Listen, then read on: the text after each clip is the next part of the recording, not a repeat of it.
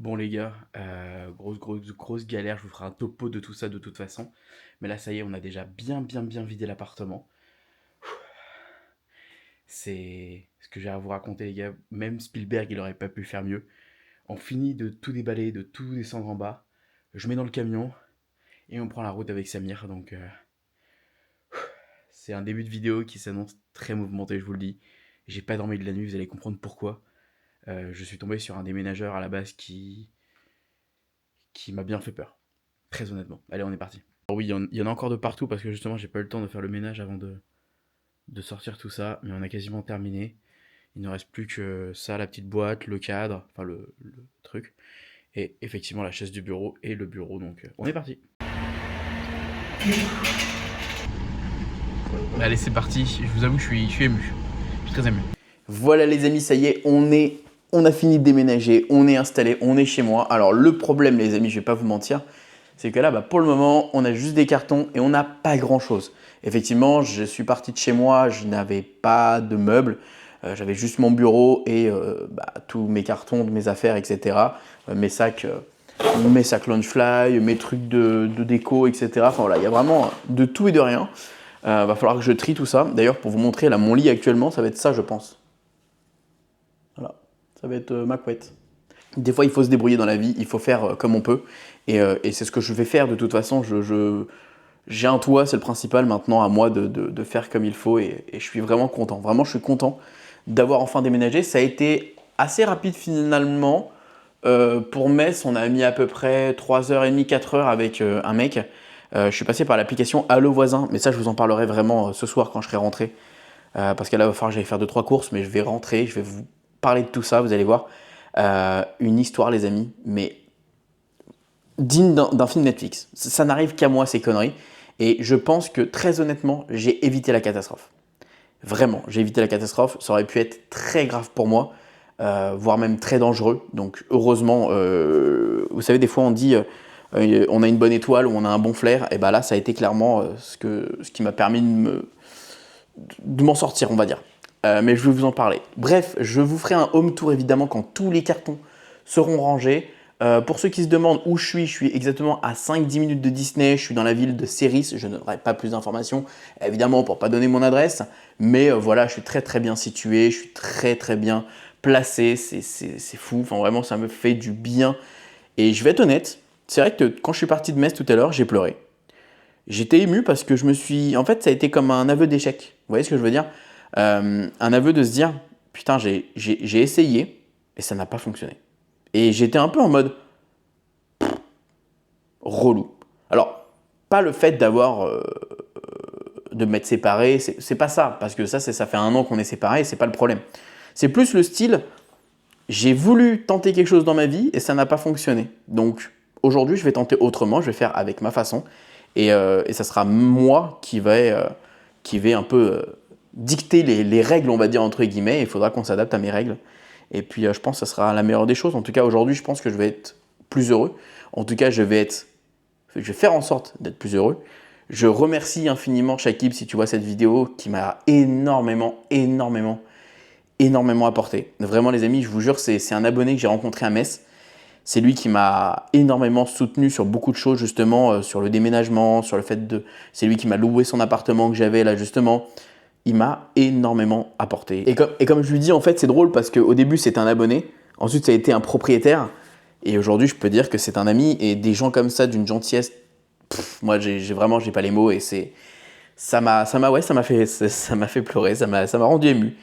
Je pense qu'il y a de ça aussi. C'est pas forcément l'aveu d'échec, mais je pense qu'effectivement, d'avoir dit au revoir à des gens aussi touchants et adorables, je pense qu'au fond de moi, si je suis resté aussi longtemps à Metz, il y en a beaucoup qui me disaient « Mais pourquoi tu es resté si longtemps et pourquoi ?»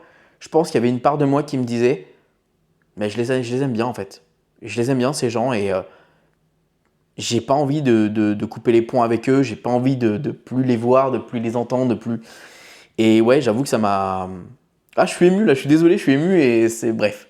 Je vais faire les magasins, je reviens du coup avec au moins du PQ, de quoi manger, 2-3 trucs, etc. Et puis je vous ferai du coup l'explication de ce qui s'est passé parce que je vous jure que vous n'êtes vraiment pas prêts.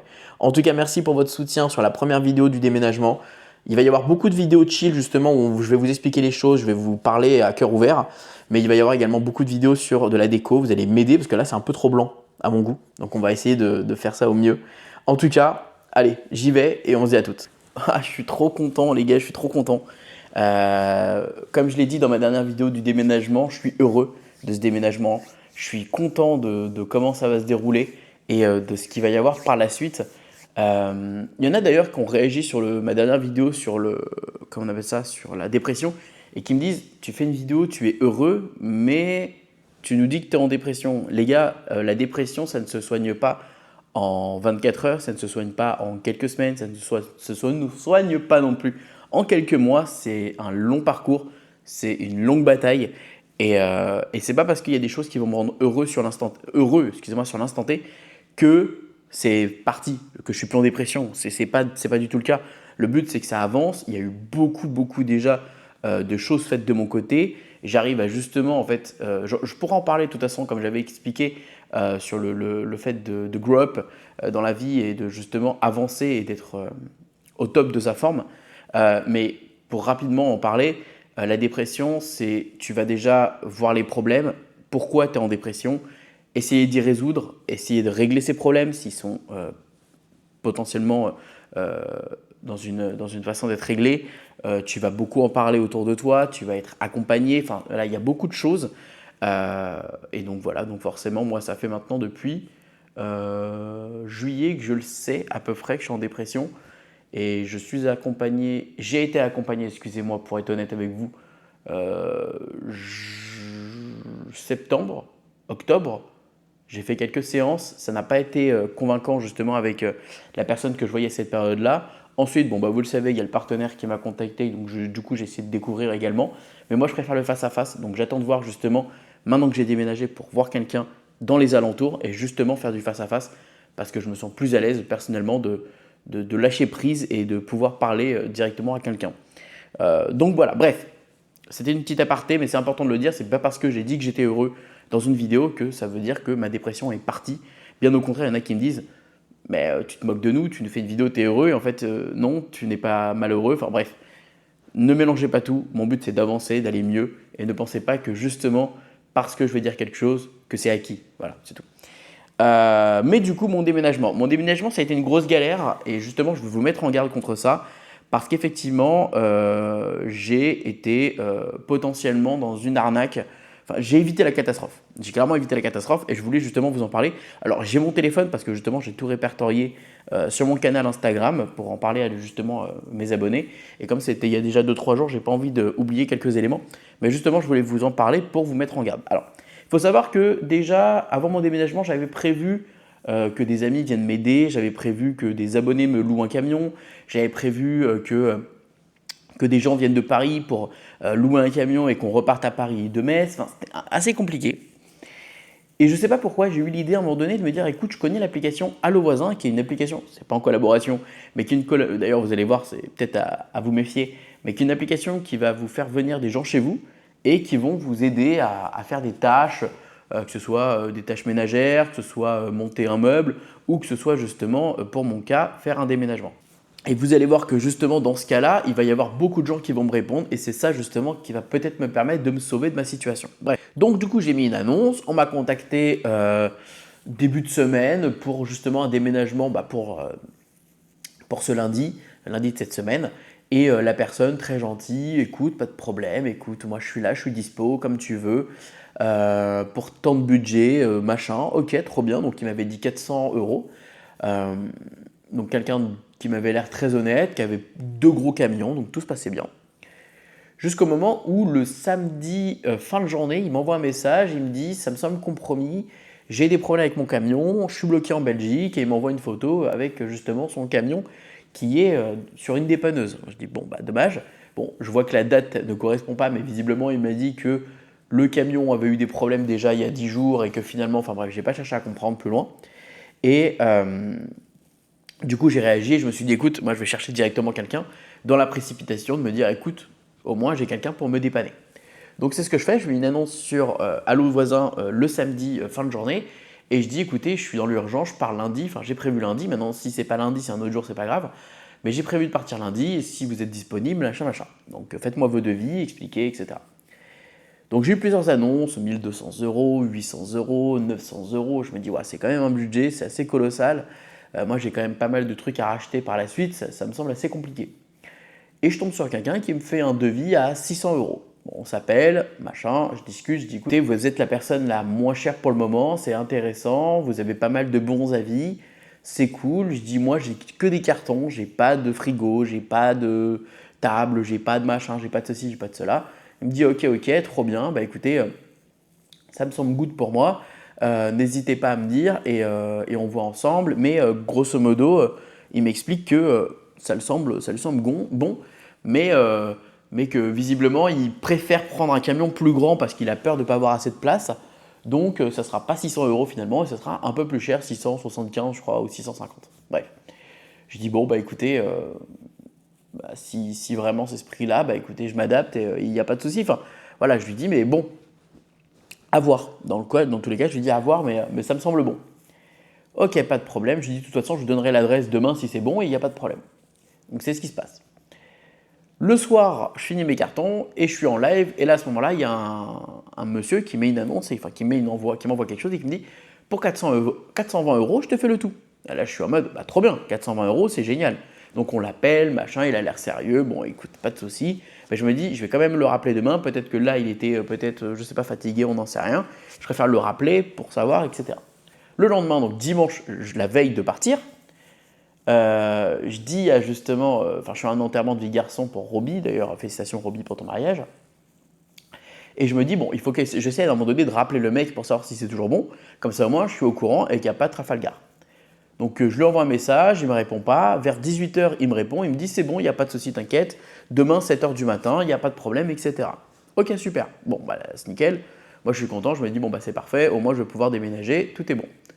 Et je me dis, mais bon, du coup, je vais devoir rappeler l'autre pour lui dire, au moins, désolé, mais bah, finalement, j'ai trouvé moins cher. Et là, du coup, il me renvoie un message et il me dit, est-ce que tu peux m'envoyer ton adresse? Et moi, je lui dis, attends, 2 secondes, je suis en enterrement de vie de garçon, je te rappelle dès que je peux, mais il faut qu'on s'appelle, parce qu'il faut qu'on voit.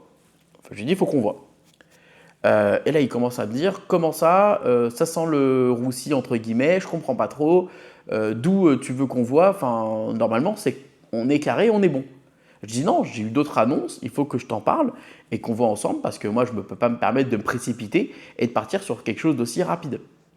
Et je lui dis, de toute façon, je t'appelle dans pas longtemps, j'ai bientôt fini mon enterrement, enfin ma journée, je suis bientôt à la gare. Donc là, il était à peu près 20h30, j'arrivais à la gare à 21h, donc je l'appelle à 21h. Là, je me dis, bon, tu m'appelles à la gare à 21h, enfin je l'appelle à la gare à 21h, ça me semble bon pour lui dire, écoute, soit on trouve un arrangement, je ne vais pas lui dire, écoute, c'est mort, mais je vais lui dire, soit on trouve un arrangement, soit dans ce cas-là, bah, je suis désolé, mais bon, moi en 24 heures, j'ai besoin de me positionner et de réfléchir un peu à tout ça et de prendre la chose qui m'intéresse le plus. Donc c'est ce que je fais, je lui dis, écoute, voilà, moi j'ai eu cette proposition-là, soit bah, tu essaies de trouver un arrangement et tu t'arranges pour justement coïncider excusez-moi, sur ce budget, soit bah, je suis désolé, mais on passe à autre chose.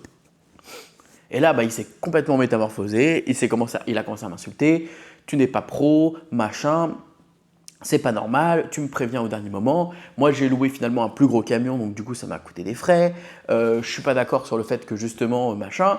Et là, je lui dis, bah écoute, moi, je suis en tout cas quelqu'un d'honnête. Si tu veux que justement, je te paye la moitié des frais du camion que tu as payé, moi, il n'y a pas de problème. Enfin, je m'arrange, il n'y a pas de souci. Je suis pas dans l'embarras des choses, mais j'ai pas envie de payer le plus cher, alors que justement, on me propose une prestation moins chère et beaucoup moins chère. Il y a quand même 250 euros de différence. Donc, je lui dis, écoute, moi, il n'y a pas de problème, je m'arrange avec toi, mais on trouve un arrangement. Et il m'insulte, il m'insulte, il m'insulte. Je dis, écoute, moi, ce que je te propose, c'est que je rappelle le mec. Si le mec me dit, c'est bon, enfin, il me reconfirme, désolé, mais du coup, on passe ensemble, enfin, je passe avec lui. Sinon, bah écoute, je veux bien passer avec toi, mais dans le cas où vraiment le mec, c'est mort, tu vois. Bon, maintenant, je savais que grosso modo, c'est l'être bon. Je le rappelle, je lui dis, on est bien d'accord, machin, Samir, tout est bon pour toi. Oui, oui, oui, demain, rendez-vous 7h, machin. Bon, bah, je dis, bah, dans ce cas-là, je vais rappeler l'autre et je vais lui dire, bon, bah, on passe à autre chose et c'est mort. Je le rappelle et je lui dis, écoute, je suis désolé, mais bon, bah, c'est confirmé et machin. Et là, il recommence à s'énerver, etc., etc. Je lui explique, je lui dis, écoute, je suis désolé, mais moi, pour le coup, le mec, il m'a proposé quelque chose de plus intéressant. Voilà. Il me dit, écoute, dernier choix que je te propose, on passe à 500 euros. Et là, je me dis, ok, bon, effectivement, il fait un effort quand même, il s'adapte. Là, je ne m'attendais vraiment pas à ça. Je me dis, ok, il veut s'adapter, il veut proposer quelque chose d'intéressant. Mais en même temps, là, moi, j'ai la voix de la raison qui me dit, Max, il t'a quand même insulté. T'as quand même manqué de respect. Donc, je me dis, désolé, je ne sais plus comment il s'appelle, mais désolé, je ne peux pas me permettre de justement partir avec toi en voiture pendant 3 heures. Je ne peux pas me permettre de te confier mes affaires, sachant que tu m'as insulté et que. Et là, il dit, ok, c'est bon, d'accord, j'ai compris, on raccroche. Et là, les amis, je me suis pris une vague de messages de haine, de méchanceté, mais d'insultes, mais colossales, colossales, vraiment, vraiment colossales.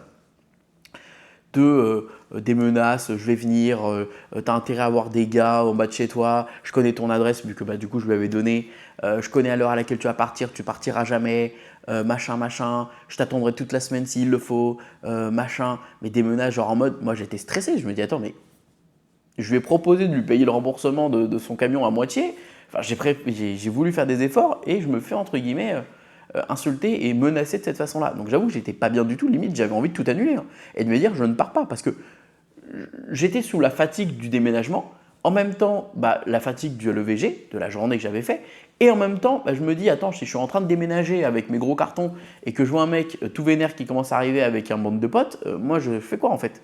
Donc c'est vrai que ça m'a fait stresser. Et il m'appelait, il m'appelle, il m'appelle, il m'appelle, il m'appelle, il m'appelle, il m'a appelé 20, 30, 40 fois, je ne sais même pas. Et je me dis, ok, chelou. J'arrive à Metz, et je me dis, bon, je ne vais pas laisser passer, parce que je ne peux pas laisser passer ça. Je vais au commissariat, je vais porter plainte, comme ça au moins, si jamais demain, donc le jour du déménagement, j'ai un problème et je les appelle, ils peuvent peut-être venir directement. Donc j'y vais, j'ai attendu 3 heures au commissariat parce qu'il y avait des trucs, enfin bref. 3 heures du matin, donc du coup, je passe pour faire ma plainte. On rentre toutes les données parce qu'on a réussi à le trouver grâce à l'application, son nom, prénom, machin, donc on fait une petite recherche, etc., etc. Et là, quelle fut notre stupéfaction quand on s'est rendu compte qu'en fait, monsieur a déjà un casier judiciaire et que le monsieur en question, en fait, avait pour habitude d'aller chez des gens, leur faire des travaux d'intérêt, de faire justement du déménagement, des trucs comme ça, pour justement faire du vol. Voilà, donc en fait, si vous voulez, en gros, ce qui s'est passé, c'est que je suis passé près de la catastrophe d'un mec finalement qui a beaucoup joué sur le sentiment, le fait qu'il soit père. Il me disait mais tu peux pas me faire ça, machin, etc. Pour qu'en fait son but à lui principal c'était de voler des choses de valeur que j'avais parce que justement il m'avait posé la question est-ce que tu as des choses de valeur, est-ce que tu as des choses que tu as envie de faire attention pour le déménagement. Et en fait ça c'est des questions, bah oui je suis en déménagement donc je réponds à ces genres de questions, je réponds au fait que oui j'ai des choses, il faut faire attention, ça a de la valeur mais en fait sur le moment même ça avait de la valeur sentimentale, j'ai rien de vraiment de valeur chez moi. Et sur le moment même, c'est vrai que moi, quand il me disait ça, est-ce que tu as des choses de valeur? J'étais dit en mode, bah ouais, j'ai des choses de valeur, je veux pas que ça se cache, je veux pas que ce soit abîmé, je veux pas, mais parce que c'est des figurines, mais des figurines en vrai, bon, moi ça a de la valeur si je les revends sur internet parce que voilà, mais en vrai, c'est quoi? C'est pas grand chose pour quelqu'un qui pourrait se mettre entre guillemets dans la merde pour faire un cambriolage, enfin entre guillemets voler des choses. Donc c'est vrai que quand j'ai eu toutes ces infos là, j'étais en mode, ah ouais, quand même, genre j'ai vraiment esquivé quelque chose d'assez colossal, qui aurait même pu être dangereux pour moi. En fait, je me suis même imaginé tous les scénarios. Je me suis dit, le mec, il aurait pu me prendre en camion, il aurait pu aller mettre de l'essence, et au moment où il met de l'essence, et moi je vais faire pipi, j'en sais rien, enfin voilà, partir sans moi, tu vois. Enfin, je me suis imaginé, mais tous les scénarios possibles. Et ouais, c'est vrai que du coup, ça m'a fait stresser.